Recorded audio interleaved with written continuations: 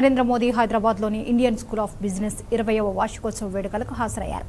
ఈ సందర్భంగా మోదీ 2001లో నాటి ప్రధాని అటల్ బిహారీ వాజ్పేయి హైదరాబాద్లో ఐఎస్బీని ప్రారంభించారని వెల్లడించారు. అప్పటి నుంచి ఇప్పటి వరకు 50,000 మంది నిష్ణాతులుగా పట్టాలు పొందారని తెలిపారు.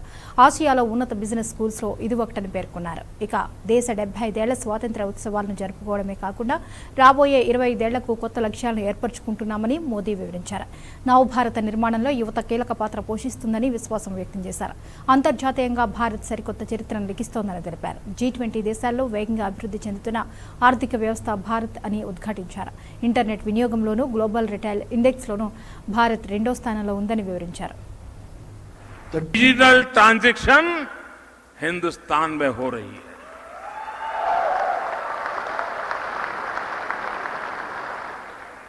हमारे हेल्थ सेक्टर को भी ये माना जाता था कि किसी बड़ी चुनौती को रिस्पॉन्ड नहीं कर पाएगा, लेकिन हेल्थ सेक्टर में रिफॉर्म की देश की इच्छा शक्ति का परिणाम हमने 100 साल की सबसे बड़ी महामारी के दौरान अनुभव किया है. कोरोना ने जब दस्तक दी तब हमारे पास पीपीई किट्स बनाने वाले मैन्युफैक्चरर ना के बराबर थे.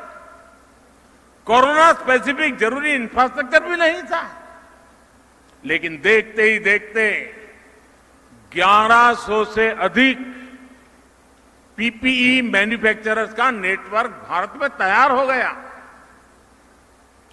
कोरोना की टेस्टिंग के लिए भी शुरुआत में कुछ दर्जन लैब थी.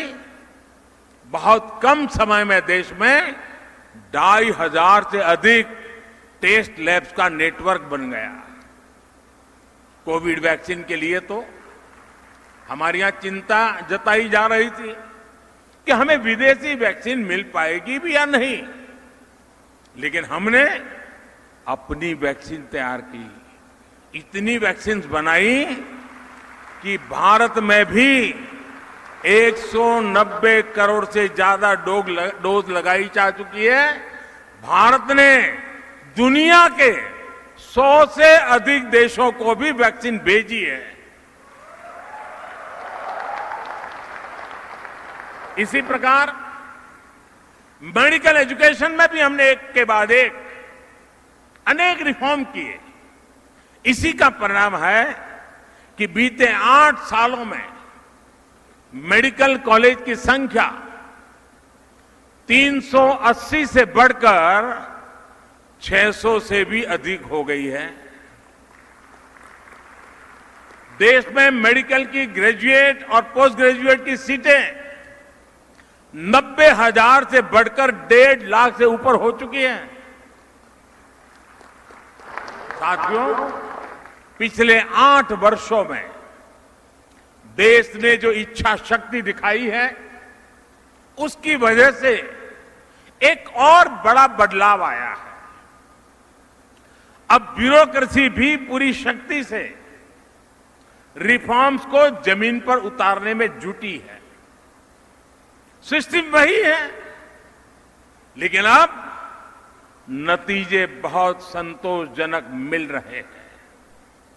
और इन 8 वर्षों में जो सबसे बड़ी प्रेरणा बनी है वो है जन भागीदारी. देश की जनता खुद आगे बढ़कर रिफॉर्म्स को गति दे रही है. और हमने ये स्वच्छ भारत अभियान में देखा है. और अब वोकल फॉर लोकल और आत्मनिर्भर भारत अभियान में भी हम जन भागीदारी की ताकत को देख रहे हैं. जब जनता सहयोग करती है तो नतीजे अवश्य मिलते हैं, जल्दी मिलते हैं.